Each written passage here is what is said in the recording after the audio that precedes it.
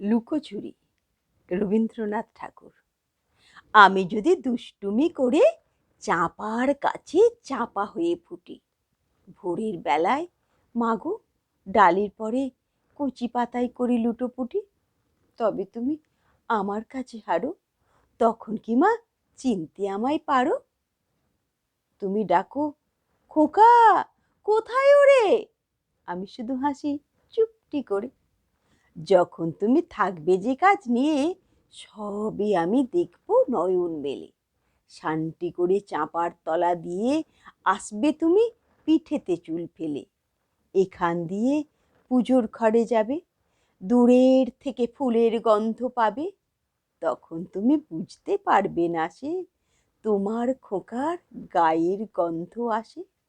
দুপুরবেলা মহাভারত হাতে বসবে তুমি সবার খাওয়া হলে।